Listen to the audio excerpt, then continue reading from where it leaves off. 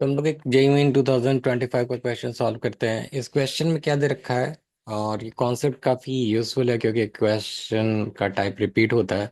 इस क्वेश्चन में पूछ रखा है हमें कि आपको एक लाइन है जो कि पास करती है इस पॉइंट से P2, दिस वन, P2 - 1, 3 से, and it's perpendicular to the lines. ये दो लाइन के ऊपर परपेंडिकुलर है। तो फिर हमें बताना है कि ये जो लाइन इंटरसेक्ट जो वाई जेड प्लेन को क्यू पॉइंट पे करती है, तो आपको ये डिस्टेंस है between point P and Q is what. तो पहले तो ये पॉइंट क्यू निकालने के लिए हमें इक्वेशन ऑफ लाइन चाहिए होगी। अगर इक्वेशन ऑफ लाइन निकल के आ गई देन हम लोग उसको सेटिस्फाई करा देंगे। क्या कि चूंकि वो वाई जेड प्लेन्स पे जा रहा है, इसका मतलब है कि उसका एक्स कोऑर्डिनेट जीरो है। तो यानी जो स्टेप्स है वो है कि पहला तो इस equation of line find out करे, और उसके बाद फिर उसका जेनरिक पॉइंट निकाले और उसके एक्स को जीरो से इक्वेट कर दें, फिर वाई जेड की वैल्यू निकल के आ जाएगी, और फिर हम लोग उसको सॉल्व कर लेंगे।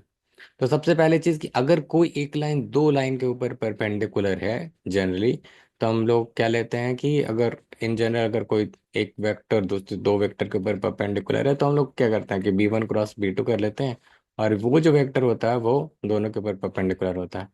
तो इस वाले केस में ये वाली लाइन का ये डायरेक्शन आपके रेशियो दे रखे हैं, दूसरी लाइन के ये डायरेक्शन रेशियो दे रखे हैं। तो B1 जो आपको दे रखा है वो दे रखा है 2y कैप और +j कैप - 2k कैप। और आपको जो B2 दे रखा है वो दे रखा है 1i कैप +3j कैप और +4k कैप। अगर मैंने B1 × B2 निकाला तो वो वेक्टर निकल के आएगा जो इन दोनों के ऊपर परपेंडिकुलर होगा, और वही इसका डायरेक्शन वेक्टर होगा। तो बी वेक्टर निकाल लेते हैं। तो बी वेक्टर निकालने के लिए i cap, j cap, k cap, और यहाँ पे 2 1 - 2 और 1 3 4, इसको सॉल्व करते हैं। तो हमारा क्या निकल के आएगा, i कैप, और ये आ जाएगा आपको 4 और +6, फिर -j कैप, ये आ जाएगा आपको 8 +2, और फिर ये आ जाएगा आपको +k कैप, और यहाँ पे 6 - 1। तो यानी ये जो मेरा वेक्टर है वो है आपको 10i कैप। सो 10i कैप -10j कैप, और ये +5k कैप। ये हो गया मेरा वेक्टर बी।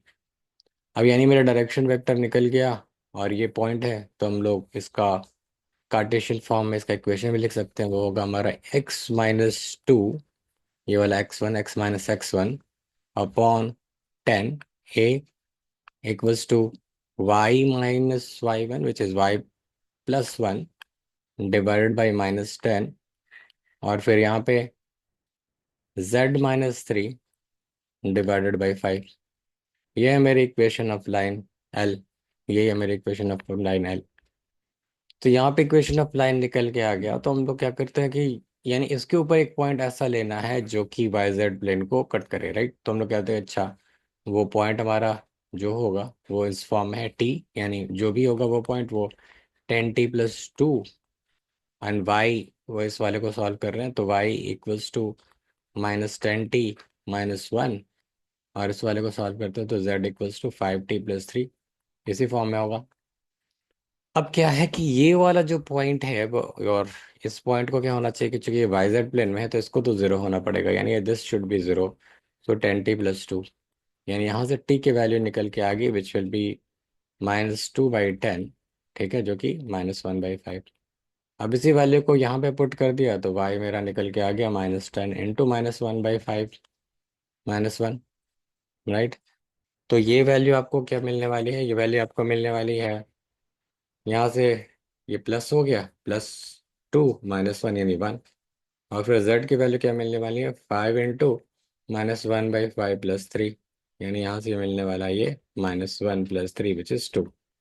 अब यानी ये पॉइंट मिल गया हमें जो कि कह रहा था ये क्यू है पॉइंट। क्यू पॉइंट क्या हो गया भाई, क्यू हो गया 0 1 एंड 2, और पी पॉइंट दे रखा था जो कि हमारे पास था 2 1 और 2 - 1 और 3, राइट।